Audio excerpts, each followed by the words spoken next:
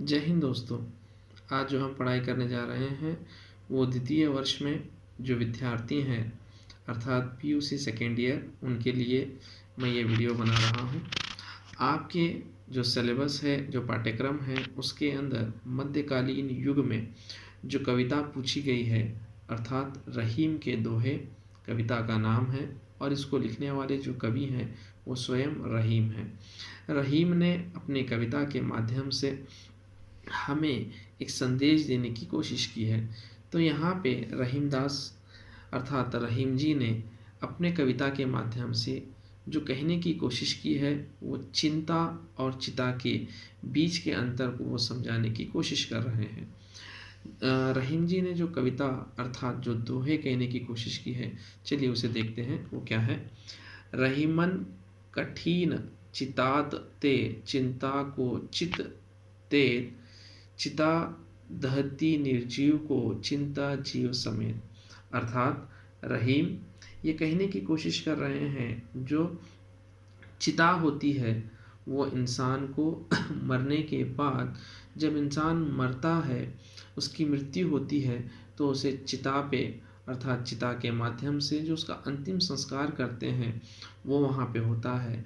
जीवन में और जीवन के बाद जो मृत्यु है, मृत्यु होने के बाद अंतिम संस्कार के लिए जो चिता का प्रयोग किया जाता है और उस चिता पे जो मनुष्य का जो शरीर रखकर उसे अग्नि के हवाले किया जाता है, हम उसे चिता कहते हैं। और आगे जो बता रहे हैं चिंता को चित ते, जो चिंता होती है यहाँ पे अगर हम थोड़ा सा ध्यान दें, चिंता मनुष्य को जीवित रहते हुए हानि पहुँचाती है। हाँ प्रिय विद्यार्थी, चिता जो है मरने के बाद मनुष्य के शरीर को पूर्ण रूप से नष्ट करती है, ये एक सत्य है। ठीक उसी तरह से जो चिंता है अर्थात जिसे हम फिक्र कहते हैं, जिसे हम किसी विषय को लेकर बार बार सोचना और उसको सोचकर उसके लिए गंभीर किसी विषय को लेकर वो हमेशा अंदर ही अंदर अर्थात टेंशन में आना, किसी चीज़ को लेकर बार बार चिंतित होना, वही चिता, वही जो चिंतित होना, वही जो टेंशन जिसे हम कहते हैं, वो चिंता वो मनुष्य को हानि पहुंचाती है। वो चिंता मनुष्य को जिंदा रहते हुए उसे एक चिता के तरह हमेशा जलाती है। ये यहाँ पे रहीम कहने की कोशिश कर रहे हैं। दूसरी लाइन में अगर हम देखें, चिता दहित निर्जीव को, वही विषय है जो मैंने अभी कहा। जो चिता होती है वो मरने के बाद इंसान को क्या करते हैं, अंतिम संस्कार उसका किया जाता है। लेकिन जो चिंता है वो हमेशा जिंदा रहने वाले व्यक्ति को हमेशा किसी न किसी विषय पर, किसी न किसी सब्जेक्ट पे वो हमेशा उसी के बारे में सोचता रहता है और उसी के बारे में सोच सोच कर वो अपने आप को हानि पहुंचाता है।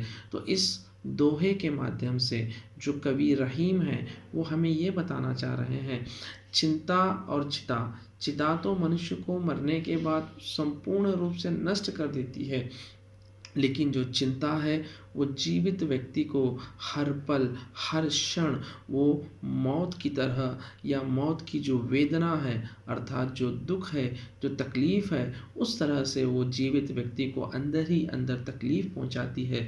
तो इस दोहे के माध्यम से चिता और चिंता के बीच का फ़र्क बताने की जो कोशिश है, जो चेष्टा है, वो रहीम जी करने की कोशिश कर रहे हैं। आशा करता हूँ कि आपको इस दोहे का अर्थ समझ में आया होगा। अगर समझ में आया तो आप कृपया करके लाइक करें, शेयर करें और इस चैनल को सब्सक्राइब करें ताकि